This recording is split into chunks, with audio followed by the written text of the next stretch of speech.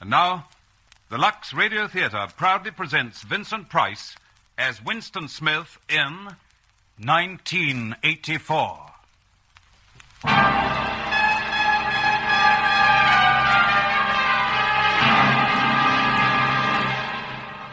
1984. The world is one world, divided into three parts: East Asia, Eurasia, Oceania.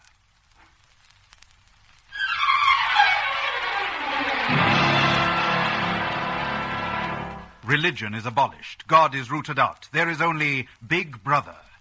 Big Brother is the head of the party. Big Brother is one, indivisible, unassailable.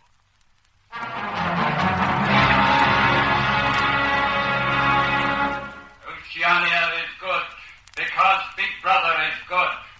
Oceania is one because Big Brother is one. Big Brother sees everything, knows everything. Everyone exists by the clemency of Big Brother. Big Brother. Big Brother. Big Brother. In Oceania, there are the proles. The proles, like the animals, are free. They have no telescreens in their houses. They have no numbers. They wear no uniform. The proles are the primitives, the early inferior people. Subdued by the party, subject to the party, they are the lost and the forgotten. Between the proles and the party, there is a great gulf fixed. A prole cannot join the party. No party member can retreat to the proles. The party is one, as Big Brother is one. Big Brother. Every member of the party wears a uniform, a suit of overalls. Every member of the party has a telescreen in his house.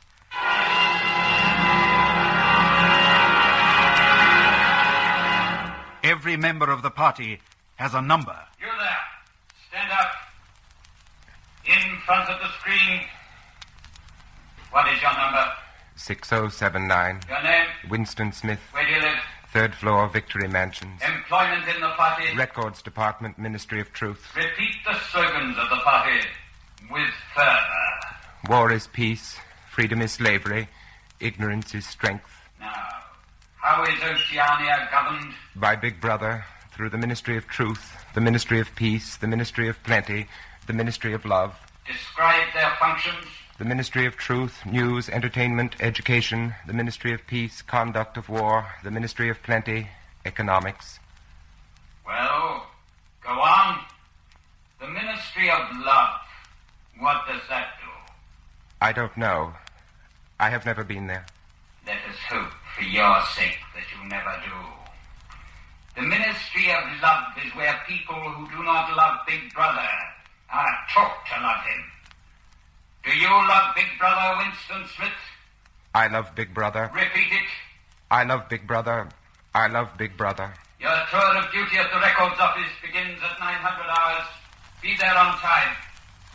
6079 Winston Smith. Dismissed. That was an unexpected call, wasn't it? Oh, they do it sometimes. Part of the quarterly brush-up discipline, you know. Perhaps. But that fellow on the screen was probably from the Thought Police. They can cut in on anybody's screen, you know. They do. How do you think so many comrades have been vaporized? Thought Police, of course. And the home telescreen.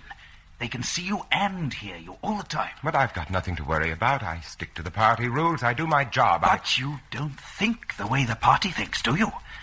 More important, you don't want to think the way the party thinks, the way Big Brother wants you to think, do you? I just couldn't face the telescreen any longer. I had to get out and get away. You and I. You? Well, you. I'm you, Winston. I'm the other you who looks out of your eyes. Yes, you twitch my lips and tingle in my fingertips at the most inconvenient times. But they know nothing about you. They control me like they control everybody else. Then why do you do the silly things you do? What silly things? That book you bought. But it's just an old book with blank pages. What's wrong with that? Nothing. Except they don't make books like that anymore. And if they ask you where you got it, you'd have to tell them at an antique shop in the Prole Quarter. But I just wanted to keep a diary. Nothing wrong in that, is there? No, except you'd find it hard to explain why you wanted to keep a diary. And remember, You're not supposed to go into the Prolly Quarter anyway. I know. The Proleys aren't members of the party. They're just slaves. But will you stop it? I've got enough to worry about as it is. Yes. It's the girl, isn't it? The girl in the fiction department. Yes. Yes, the way she looks at me. The way she stays near me. She's rather pretty. Well, if you like that sort of thing. A lot of good it is when she wears the red sash of the Anti-Sex League and could be a police spy into the bargain. You're rattled this morning. Mustn't get rattled, you know. It shows. That's the way they get onto you first. Pull yourself together. There's where you work. There's the Ministry of Truth straight ahead. Smile now, Winston. Smile.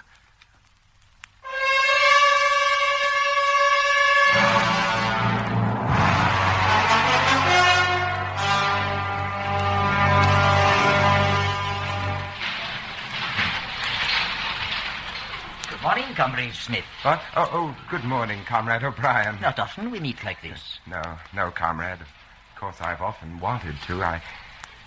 Wanted? What, Comrade? Well, I don't know. It's probably foolish. You are known as a great man in the party. I've admired you from a distance. I hear good reports of your work, Smith. Well, I've often hoped I might discuss it with you. A pity we have no time now. Never mind. We'll meet again one day. In the place where there is no darkness.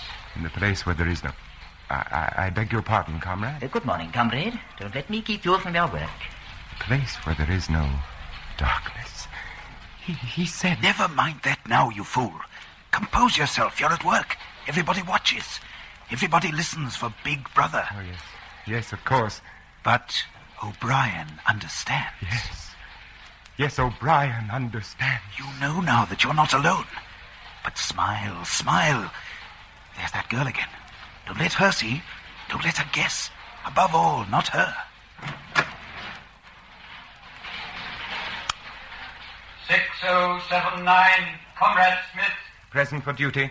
Repeat the slogan of the Ministry of Truth. Who controls the past, controls the future. Who controls the present, controls the past. Does the past exist? Yes. Where? In records and in memories. Which is the more important? The records. Why? The records endure, but memories fade. So? Who controls the records, controls the memory of the people. Are you impressed with the greatness of your task? I am. Then begin, Comrade Smith. This is urgent.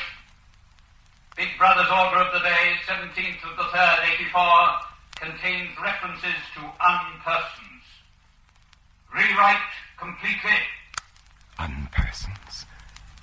Oh, I have to be careful about this. Unpersons are always tricky. Even Big Brother can't refer to them. Unpersons don't exist. Oh, let's be frank. Unpersons are persons who have been liquidated, destroyed. Your job is to see that all record of them is destroyed as well. Are they mentioned in the press? Delete their names. Are they shown in photographs? Make a new photograph. Are their voices recorded? Destroy their records. And presto, they do not exist. They never existed. They have no place in memory or history. That could happen to you, too. All personnel will lay aside their work and face the telescreen for the 1-minute hate. You're out of luck. The girl's sitting right next to you. Watch your step now. Make it a convincing hate. Thought police are very shrewd. You are here to hate. You are here to loathe, to despise, to detest with all your being. Whom do you hate? Goldstein. Goldstein. Goldstein. Goldstein is what? Enemy of the people. Saboteur. Traitor. Whom else do you hate? The Brotherhood. Goldstein and his Brotherhood. And the penalty for traitors like these? Death. Death. Death. Death. Death. We hate traitors. We love Big Brother. We hate traitors. We love Big Brother. Speak to us, Big Brother.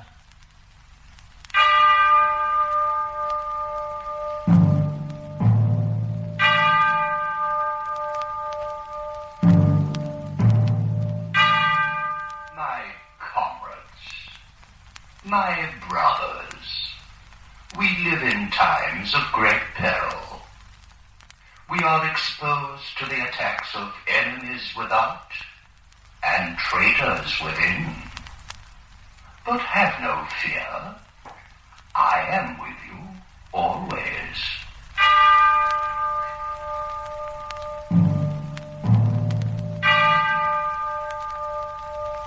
The 1 minute hate is concluded. All personnel will return to work.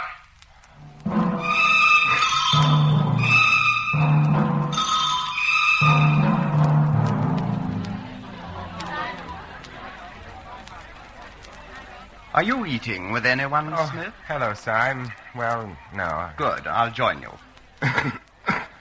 I don't know what they put in this victory gin, but it always makes me do that. Yes, it is rather strong, isn't it? Excellent product, though. Excellent. You seem rather distracted, Smith. Something on your mind? What's that? Oh, no. Nothing on my mind.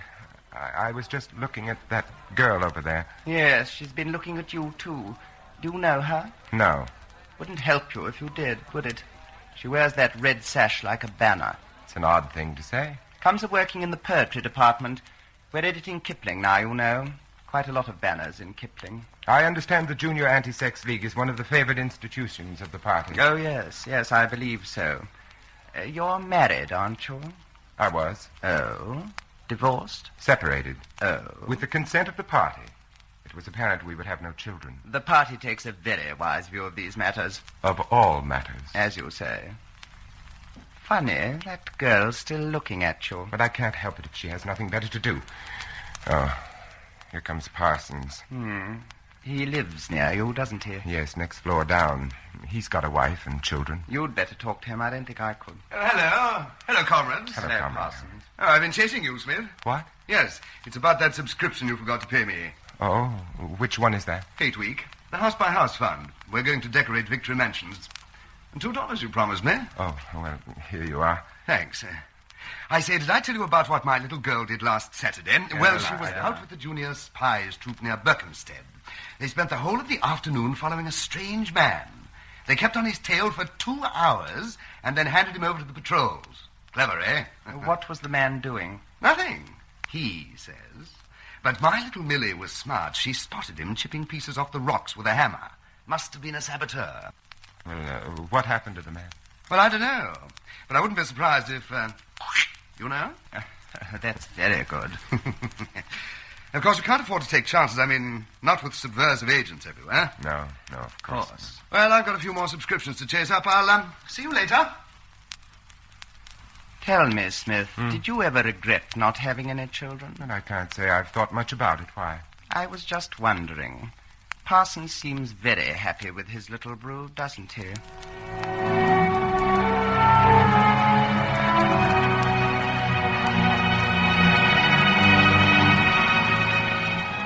You see what I mean about being careful? Watch that fellow, Syme. Oh, he's clever, and he never says a word out of place, but he's marked. One day he just won't come to work, mark my words. Why should I worry about Syme? He can look after himself. I'm worried about me. About that girl. Oh, working in the same building, people are bound to see each other frequently. For some reason, she's interested in me. She keeps turning and... Why? It can't be sex. She's a member of the Junior Anti-Sex League. I doubt if she's from the Thought Police. Except for that diary you keep, you haven't given too much away. Well, anyway, she's not important. The important thing is O'Brien. He spoke to me today.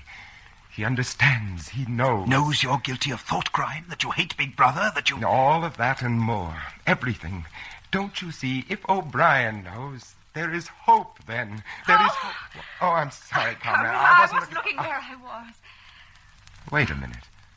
You're the girl from the Ministry of Truth, aren't you? That's right.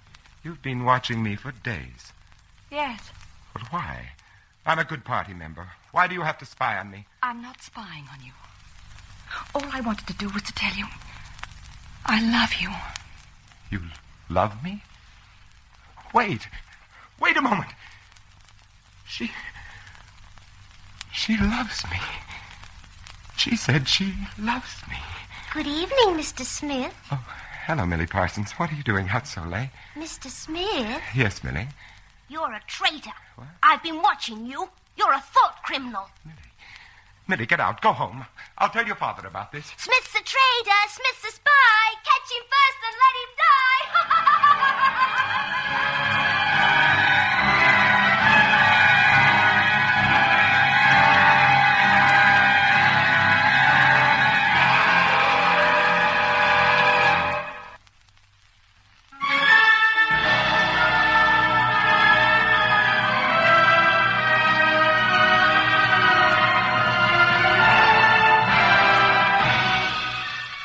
1984, the year of Big Brother, the all-embracing night of Big Brother.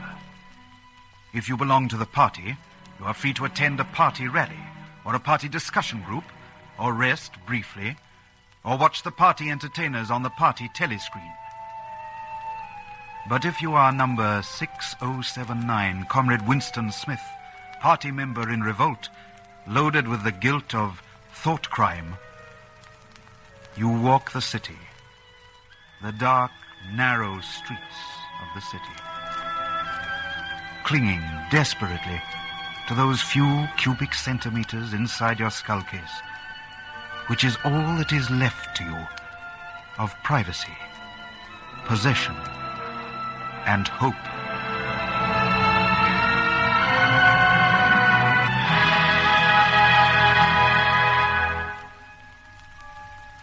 The way she said love made it sound completely personal, private, indestructible. It isn't, you know. It can't be.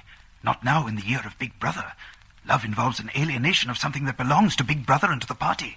Love is betrayal. Love is thought crime. It's hopeless. I refuse to believe that. It is not hopeless. There is a chance. There is O'Brien. He understands. He is in revolt, too. Yes, there is O'Brien. Hello, you've walked a long way. Remember that shop? Yes. That is where I bought the book for my diary. It's a junk shop. It's old and musty and full of useless things. But it proves something, don't you see? It proves that things were different once, in spite of what the records say. And if they were different once, they could be different again. Go on. In you go.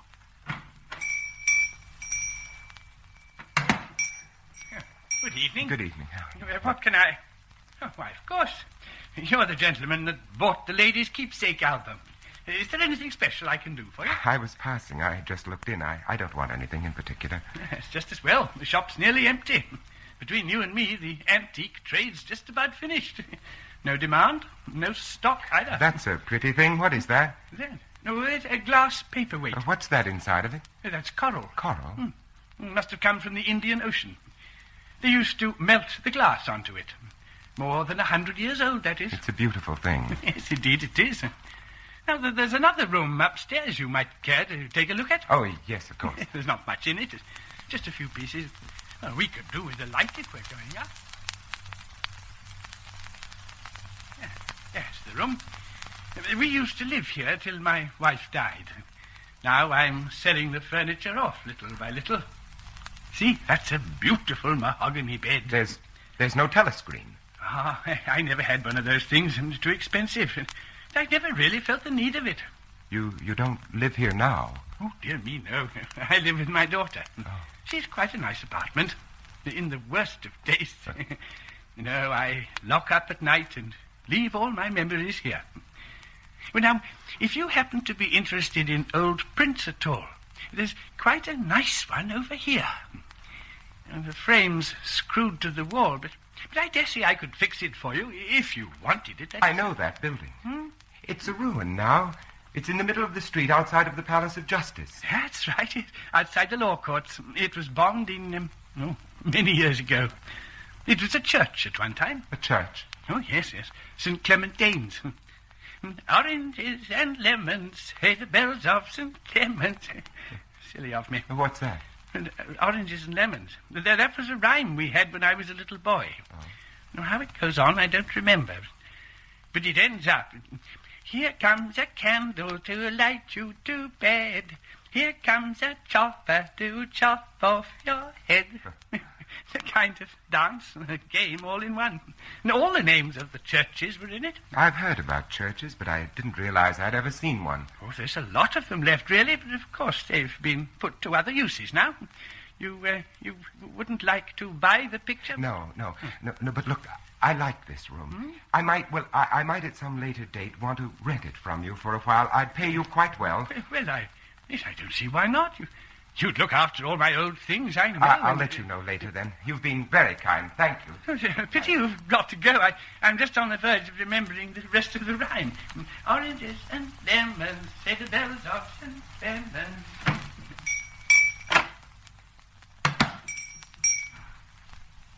Winston. What? Stop. Don't look round. Just light a cigarette. Oh, this is madness. Do you want us to meet? Yes, of course, but... Next Sunday. Are you free? Yes. Then listen carefully. Now, you'll have to remember this. Go to Paddington Station. Take the train to Ilborne. Yes. Now, when you get there, turn left outside the station. Walk 2 kilometers till you come to a gate with the top rail missing.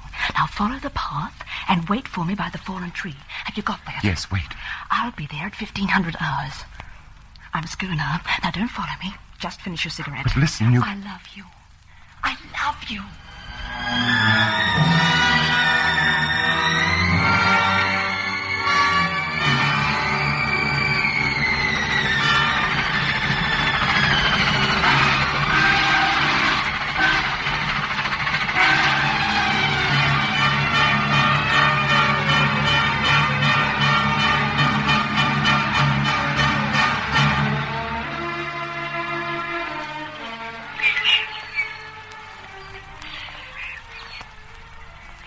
You're picking bluebells in the country while you're waiting for a girl. You know you've taken the first step on a road that has only one end, death. And yet you're picking bluebells. I don't remember picking bluebells before. It's not in the party's syllabus. Well, to hell with the party. To hell with... Hello. Oh, hello. Do you always talk to yourself? Usually.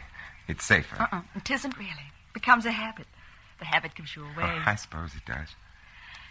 You can put your arms around me, you know. I don't bite.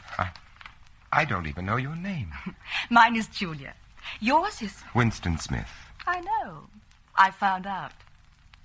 Now put your arms around me. Kiss me. Oh, Julia. Julia. Till this moment, I didn't know what color your eyes were. I'd forgotten what a pair of lips tasted like. I'd forgotten how it felt to hold a woman. It didn't take you long to remember. Look, before we go any further, I'm 39. I've got a wife I can't get rid of. I've got a varicose ulcer and 5 false teeth. And I couldn't care less. Julia, are we safe here? Safer than anywhere. Now relax. Hold me in your arms. Now just let's be ourselves. Tell me, what did you think the night I told you that I loved you? I hated the sight of you. You must know I thought you belonged to the thought police. The thought police? Oh, not really. Well, if not that, at least it's a good party member, pure in word and deed. Banners, processions, games, community hikes. And you thought if I had half a chance, I'd denounce you to the police and get you killed off? More or less, It's this blasted sash that does it. The Junior Anti-Sex League. Let's get rid of it for the afternoon, huh? Julia, you're a perpetual surprise. Not really. It's just that I've got the right appearance. I'm good at games. I was a troop leader in the Junior Spies. I do voluntary work 3 evenings a week for the Junior Anti-Sexers. I spend hours and hours pasting their silly posters all over London. I always look cheerful, and I always yell with the crowd. That is the only way to be safe. Why did you pick me? Something in your face. I knew you could be one of theirs, but I thought I'd take a chance. Julia, I've got a place. A room and furniture. We can be there whenever we like. Whenever we can, darling. It's not quite the same thing. I still have to stick up posters, and you still have to go to discussion groups. But there'll be times. Where is this place? In the old part of the city where the Proleys live. It's over an antique shop. Well, we have ourselves a love nest. Oh, but we'll have to be careful. Very careful not to give a sign. Not a flicker of recognition. We will be. Julia, have you ever done this before? Of course. Dozens of times. With dozens of men. Was it the same as with me? Not quite. You see, darling, I love you. But the others? 2 reasons, darling. I like it. The party doesn't like it. You make it sound like a political act. That's why they'd arrest us if they ever found out. Love is a political act.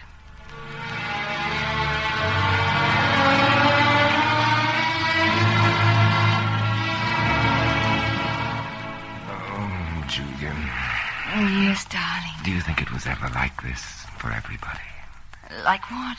Being in your own room on a summer evening, talking about things you wanted to talk about. Not worrying about telescreens or thought police. I don't know. I know it's nice now. We've got another hour to enjoy it. That's all.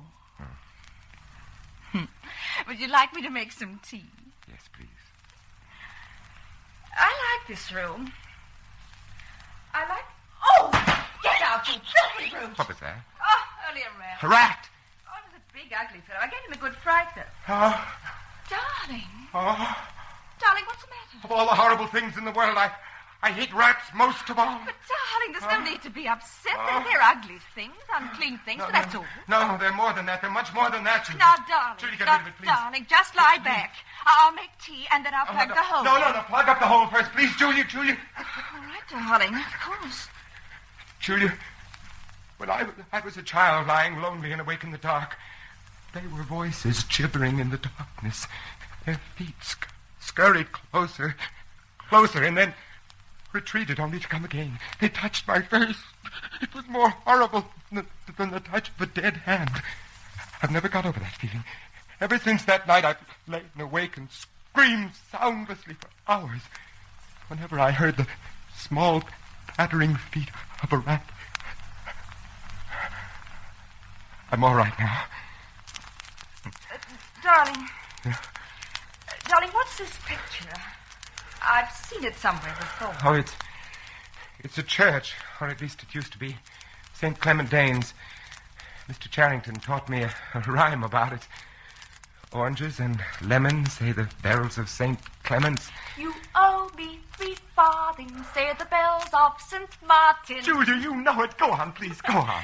When will you pay me, say the bells of Old Bailey. I forget the next line, but then it says, Here comes a candle to light you to bed, and here comes a chopper to chop off your head. Julia. Yes, darling. You know, I have the strangest feeling about that silly little rhyme. What sort of a feeling? As if everybody connected with it were someone who could make us happy. As if I hoped the next person to recite it would be O'Brien. O'Brien? Yes. I told you he spoke to me again in the lift yesterday. He wants us to go up to his flat. Oh, darling, must we really? But he's one of us. No. He may hate Big Brother and the party and all the rest. But, darling, that doesn't make him one of us. Oh, Winston, we're 2 people. We make love together and we talk together and we drink tea together. O'Brien has no part in that. But don't you see, as we are now, we're alone. If we join O'Brien and his brotherhood, we won't be alone. We'll still be arrested in the long run. But that's not the important thing. The important thing to me is this room and what we do here and how we live here and the joy we have. We don't need O'Brien to keep us alive. It's not being alive that counts. It's being human. And being human means you share your living and your hoping and your fearing with other people. The party's only too happy to have you share. But not the human things. Only the inhuman ones. I want to think there's a hope we could all be as human as we 2 are now. That's why I want to see O'Brien.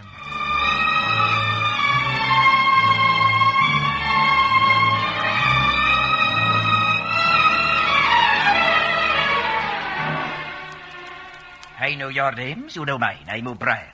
We may dispense with introductions. Pardon me while I switch off the telescreen. Can you really switch it off? Members of the inner party have that privilege. We are... Alone? Yes, we're quite alone.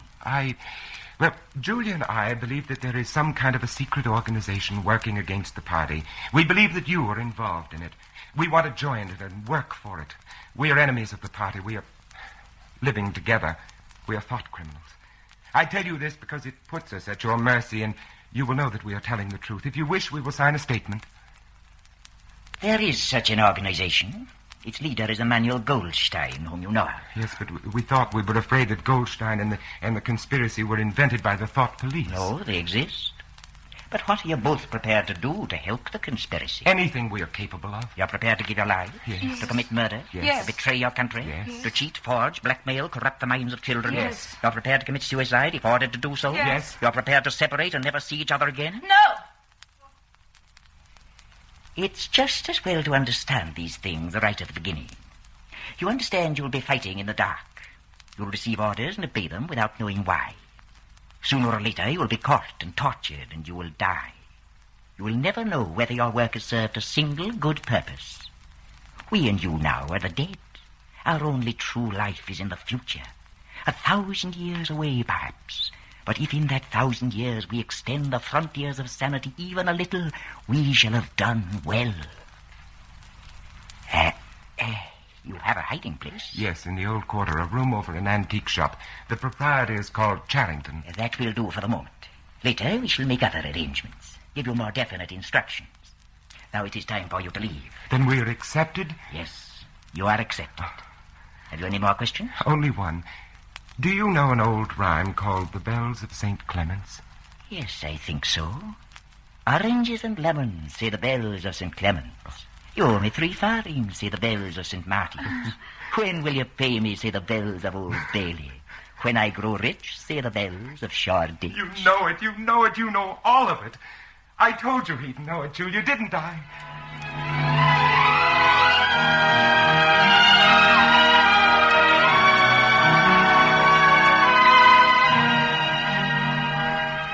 Oh, Julia. What, darling? It's nearly time to get up. Oh, I don't want to get up. Neither do I. You know what I was remembering just then? No. You remember that thrush that sang to us the first day in the wood? Oh, he wasn't singing for us, just for himself. Not even that, he was just singing. That's what I mean. I wonder if we will ever see the day when we'll be just singing. No, I doubt it. What did O'Brien say? We are the dead. We are the dead. You are dead. What? It came from behind the picture. Behind the picture, yes. Oh! Now you can be seen. You are the dead. The telescreen behind the picture. Julia! Stay where you are. What? Don't touch each other. Clasp your hands behind your heads. Now stand back to back. I suppose we may as well say goodbye. You may as well say goodbye. And while we're on the subject, here comes a candle to light you to bed. Here comes a chopper to chop off your head. Mr. Charrington. No.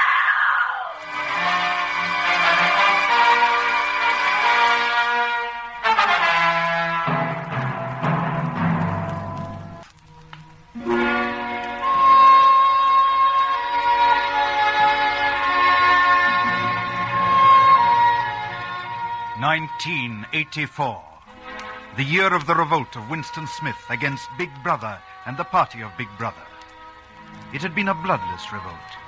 Bloodless and small and secret in a mahogany bed in a fusty upstairs room. The issue had been decided before the thought was conceived or the act begun. But even now, Winston Smith had no certainty where he was. His world was a windowless room with walls of white porcelain flooded with light from hidden lamps, stark under the scrutiny of 4 telescreens from which every motion was visible. He was more lonely than he had ever been in his life. And yet, he was not alone. Can I talk? There are still the telescreens, Parsons. Oh, I don't mind those. I have nothing to hide, nothing at all. What are you in for? Thought crime. You wouldn't think it possible, would you? You don't think they'll shoot me, do you, old chap? I mean, they don't shoot you if you haven't actually done anything. I know they give you a fair hearing. They'll know my record, won't they? You know what kind of a chap I was. Not brainy, of course, but keen. I'll get off with 5 years, don't you think? Or 10? A chap like me could make himself pretty useful in a labor camp. Are you guilty? Oh, yes. Oh, yes, I'm guilty. You don't think the party would arrest an innocent man, do you? Thought crime is a dreadful thing, old man. It's insidious. Do you know how it got hold of me? In my sleep. Yes, that's a fact. Never knew I had a bad streak in me, and yet There it was. How did you find out? I started talking in my sleep. Yes. They heard me shouting, "Down with Big Brother." Who denounced you? Well, actually, it was my little daughter. She listened at the keyhole and heard it, nipped off and told the patrols next day. Pretty smart, eh? And she's only 7. But that's the sort of thing I mean. They'll understand that I trained my children properly. They'll take that into consideration, won't they? Parsons? Yes. Yes, just tell me what you want done. I'll cooperate. You won't have any trouble with me. Room 101. Oh. Yes. So, you're alone again. Alone except for that whimpering thing in this gleaming aseptic world of the Ministry of Love. It's not a new experience, this solitude. You're not too afraid, are you? Yes, I am afraid. I am afraid of this procession of frightened men with broken bodies and terrified eyes. I don't know whether that's part of the treatment, too. Yes, it's all part of the treatment. Keep reminding yourself of that. The lightest word, the least calculated gesture is all part of the treatment. There is no mercy, there is no kindness, there is no intermission of misery. It is all part of the treatment. Come on, you. We can't wait any longer. Me? No, not you. This. Come on. On your feet. Where are you taking me? Room 101. No! Don't do anything but that. You've been starving me for weeks. Finish it off and let me die. Shoot me. Hang me. Take my family and cut their throats. But don't take me there. Room 101. No!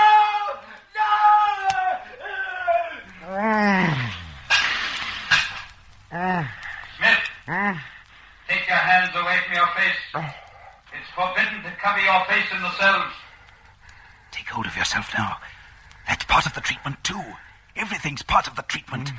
But so long as you still have those few cubic centimeters inside your skull, you're still a man. You're still stronger than they. Hello, Smith. O'Brien. That's right. So they got you, too. Oh, they got me a long time ago. You mean you are one of them? Don't deceive yourself, Winston. You knew this a long time ago now, didn't you? You've always known it. I told you myself we should meet like this, in the place where there is no darkness. Now that we have met, we are going to make a new man of you, Winston. A new man. Take him!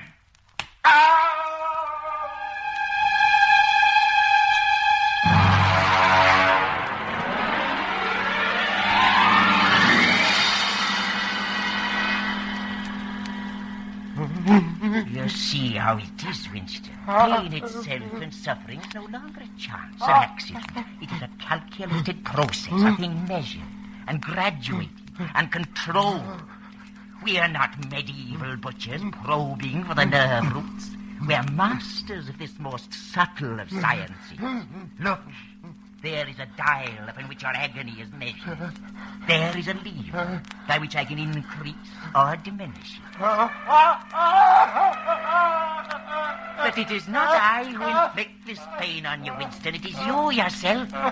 You understand that, don't you? You've always understood that. Winston, you are suffering the pain of birth, the rebirth of sanity. You must be born again. You know that, don't you? Look at my hand, Winston. How many fingers do you see? 2. And on this hand, 2. Put them together. 2 and 2. What does that make? 4. And if the party says 2 and 2 make not 4, but 5, what then? There is still 4. How many fingers, Winston? 4. What else can I say? 4. How many fingers, Winston? 4. Stop it, I'll tell you 4. 4. How many fingers? 5. 5.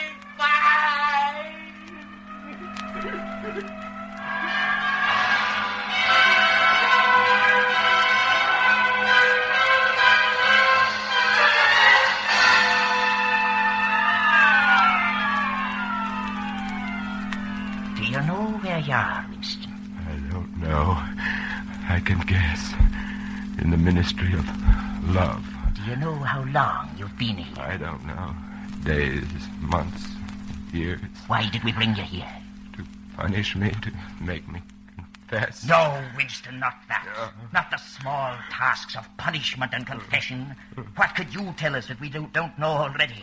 What satisfaction do we draw from your stricken flesh? Shall I tell you why we brought you here? To cure you. Cure me of love for a woman. Love. Love is a word, an obsolete word. There is no love. Only a biological act. Cure me of what, then? A false and foolish thinking. We don't want martyrs, Winston. We want disciples. Willing disciples. And when we've made you a willing disciple, then we shall destroy you. And why do you go to the trouble to torture me? Because you're a flaw in the pattern, Winston. You're a stain that must be removed. But you've not told me why. Why? No, Winston, you must tell me why. No. The answer to that question is the measure of my whole success with you. It may be the key to your release from this small prison of great agony. You tell me why, Winston. Why do we do all these things? You are ruling over us for our own good. You believe that human beings are not fit to... Stupid, Winston! You deserve an eternity of pain for a folly like that. Now I will tell you why. The party seeks power for its own sake. We are not interested in the good of others. We are interested only in power. Not wealth or luxury or long life. Only in power. Pure power. No one ever seizes power with the intention of giving it up. Power is not a means. It is an end in itself. The object of persecution is persecution. The object of torture is torture. Each is an exercise of power, a pressing upon the nerve of agony, until one after another all men are converted to our discipline. All men are submissive to our universal power. You'll never do it. You'll never do it. Never. Never. We did it to you, Winston. Shall I show you in a mirror just what we have done to you? Shall I tell you that you're just a bag of bones? That you've lost all semblance of a man? That your hair and your teeth are falling out? That you are an offense to sight and to smell? We did that to you, Winston. Now, 2 and 2 make 5! But I'll never betray you. You failed there. You couldn't make me betrayer. Could you? You failed, O'Brien. You failed. You failed.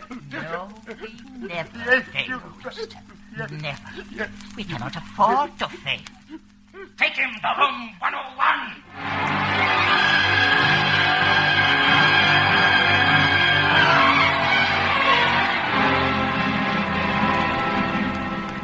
So this is the end of horror. This small room down in the bowels of the earth. I'm strapped to a chair, tightly, so tightly that I cannot move. I cannot retreat inside my skull case. That does not belong to me anymore. It has been entered and possessed and garrisoned by O'Brien. There is no retreat left anymore. I am faced now with the ultimate agony. I am in room 101. You asked me once, Winston, what was in room 101. You knew the answer, though. You wouldn't admit it. No. Everybody knows it, really.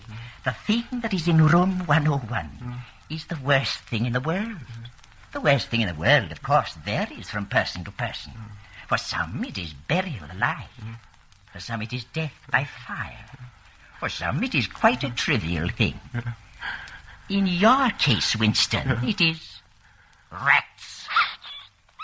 Oh, no. Take them away. Keep them away from me. You can't do this to me. You can't do You this. have not yet surrendered to me, Winston.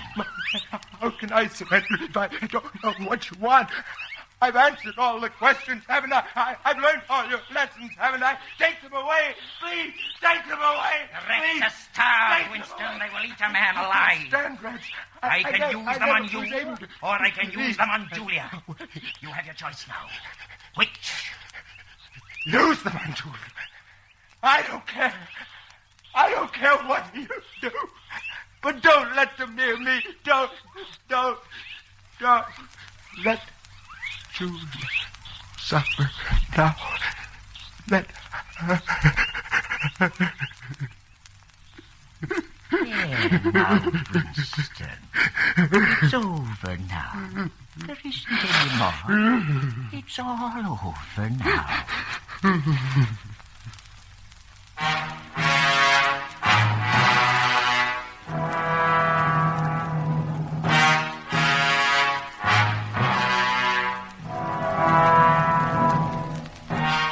And now there is a calm.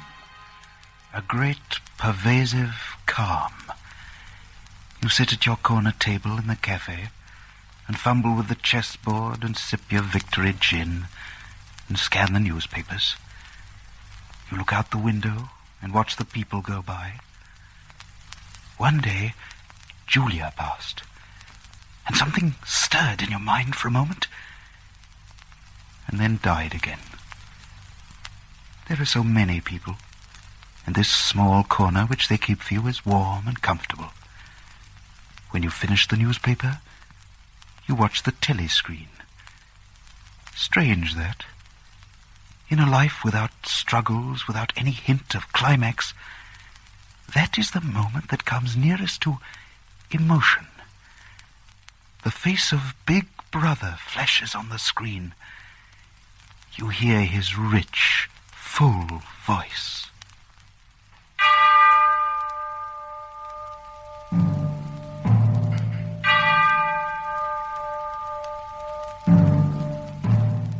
My comrades, my brothers, we live in times of great peril, but have no fear.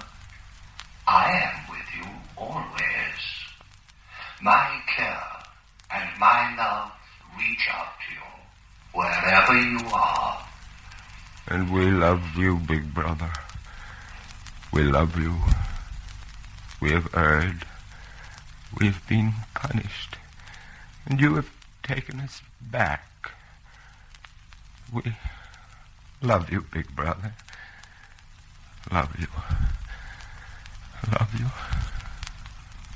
Love you.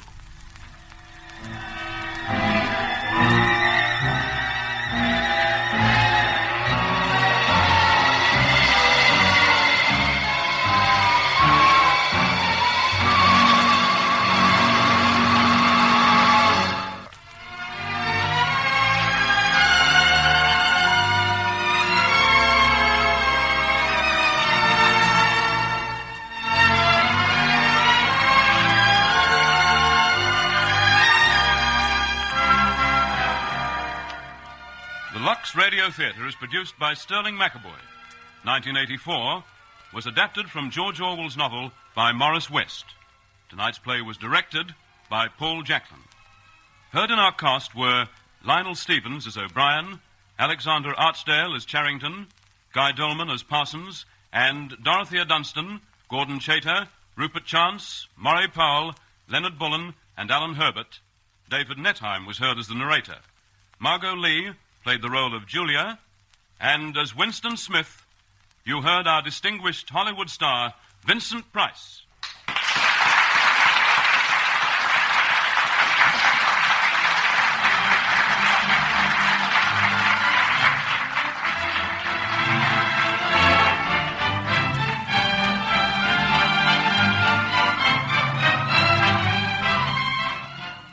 One week from tonight, Accent on Youth, starring Hollywood star Melvyn Douglas in person. Until then, this is the Lux Radio Theatre, signing off from 50 stations throughout the Commonwealth of Australia. That concludes this week's broadcast of Echoes of a Century.